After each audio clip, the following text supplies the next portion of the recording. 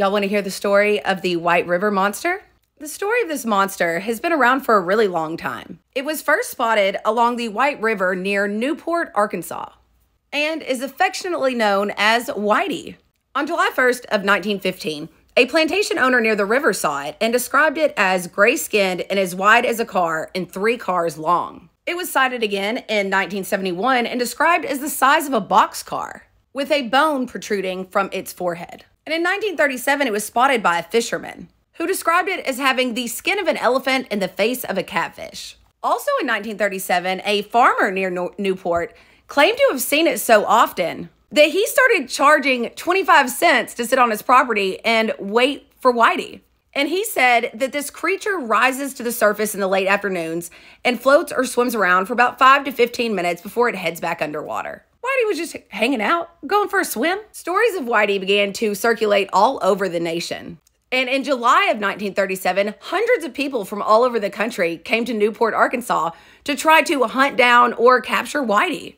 But none of them were successful. In 1971, someone claimed to have actually gotten a Polaroid shot of Whitey. And it appeared to have a spiny backbone that stretched for 30 feet or more. That is a big old fishy. And before you go thinking that this is a mythical creature, the people of Arkansas 100% believe that Whitey was real. A sentiment in which the Arkansas state legislature agreed with, because in 1973, it signed a bill into law, creating the White River Monster Refuge, which made it illegal to molest, kill, trample, or harm the White River Monster while he is in the retreat.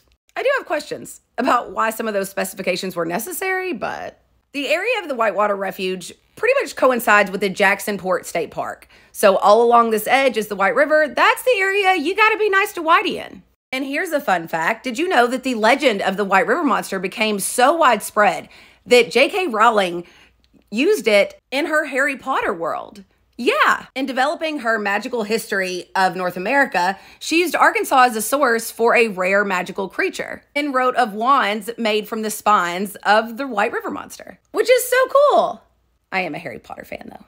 Now, is Whitey still around today? We really don't know. He hasn't been sighted in quite some time, and some people believe that he's been gone since they dammed up the White River. And he's already got to be quite old, because he's even been credited with interfering with the Civil War by overturning a loaded Confederate gunship, which if he was already big enough to overturn a ship, that means he was fully grown in 1862, making Whitey a couple hundred years old at this point if he's still around. But hey, what do we know about the lifespans of river monsters? And I like to think he's there, just swimming around, minding his own business.